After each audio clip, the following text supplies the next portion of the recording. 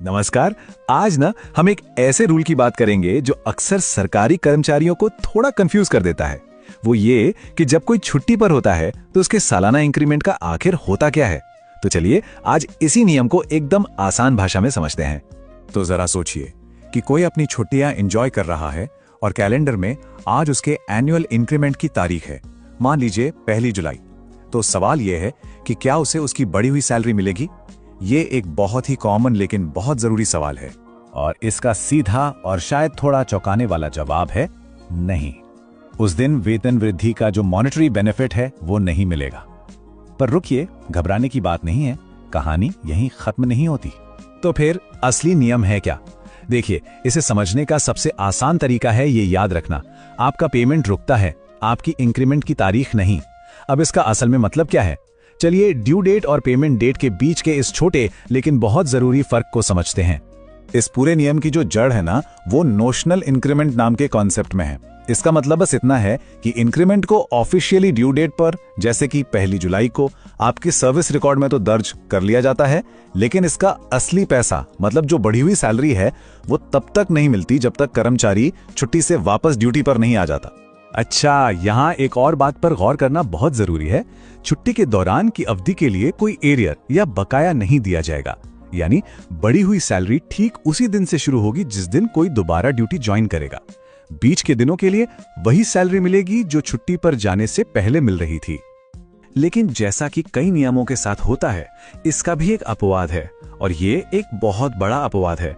इसे समझना इसलिए जरूरी है क्योंकि ये आपकी छुट्टियों की प्लानिंग को पूरी तरह से बदल सकता है।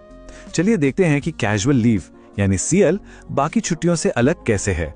तो सबसे दिलचस्प अंतर यहाँ है, कैजुअल लीव या सीएल के दौरान कर्मचारी को ड्यूटी पर ही माना जाता है। इसीलिए अगर इंक्रीमेंट की तारीख को कोई सीएल पर है तो उसे उसी दिन से इंक्रीमेंट मिल जाएगा, उसके पेमेंट में कोई रुकावट नहीं आएगी। जबकि दूसरी सभी रेगुलर छुट्टियों में कर्मचारी को ड्यूटी पर नहीं माना जाता और इसीलिए मॉनेटरी बेनिफिट रोक दिया जाता है। तो फिर वो कौन सी छुट्टियां हैं जिनमें इंक्रीमेंट का पैसा टल जाता है? इस लिस्ट में शामिल हैं अर्न लीव यानी ईएल, हाफ पे लीव यानी एचपीएल, कम्यूटेड लीव, मैटरनिटी या पैटर्निटी लीव और यहां तक कि चाइल्ड केयर लीव यानी सीसीएल भी। इन सभी छुट्टियों पर नियम एक जैसा ही रहता है। चलिए अब थोड़ा और डीप डाइव करते हैं और कुछ स्पेशल केसेस को समझते हैं, जैसे कि एक्स्ट्रा ऑर्डिनरी लीव यानी ईओएल। यहां पर नियम थोड़े और पेचीदा हो जाते हैं, इसलिए इसे ध्यान से समझना जरूरी है। एक्स्ट्रा ऑर्डिनरी लीव यानी ईओएल के दो अलग अलग रास्ते हैं। पहला, अगर ईओएल मेडिकल ग्राउंड्स पर ली गई है तो इंक्रीमेंट की तारीख तो सुरक्षित रहती है, बस पैसा ड्यूटी ज्वाइन करने पर मिलता है। लेकिन अगर ईओएल निजी कारणों से ली गई है और अथॉरिटी ने इसे इंक्रीमेंट के लिए काउंट करने की मंजूरी नहीं दी है तो इंक्रीमेंट की असली तारीख ही आगे बढ़ सकती है। ये एक बहुत बड़ा फर्क है। अब एक बहुत ही काम की टिप, अगर छुट्टी इस तरह से प्लान की जाए कि इंक्रीमेंट की तारीख से ठीक एक दिन पहले भी ड्यूटी ज्वाइन कर ली तो बस इंक्रीमेंट बिना किसी देरी के नॉर्मल तरीके से ड्यू डेट पर ही मिल जाएगा। जी हाँ, सिर्फ एक दिन का फर्क इतना बड़ा बदलाव ला सकता है। अब हम एक ऐसे टॉपिक पर आते हैं जो बहुत सीरियस है, खासकर उन लोगों के लिए जो रिटायरमेंट के करीब हैं। इन नियमों को ठीक से न समझना सिर्फ एक महीने की सैलरी पर नहीं बल्कि पूरी जिंदगी की पेंशन पर असर डाल सकता है। देखिए, पेंशन का जो कैलकुलेशन है वो आपकी आखिरी सैलरी पर बहुत ज्यादा डिपेंड करता है। चाहे वो यूपीएस हो या ओपीएस, दोनों ही मामलों में रिटायरमेंट से ठीक पहले का वेतन आपकी पूरी जिंदगी भर की पेंशन तय करता है। और यहीं पे सबसे बड़ी चेतावनी छिपी है। जरा सोचिए, अगर किसी का एक इंक्रीमेंट, मान लीजिए 2000 रुपए का, उसकी पेंशन कैलकुलेशन में शामिल होने से रह गया तो इसका मतलब सिर्फ 2000 रुपए का नुकसान नहीं है।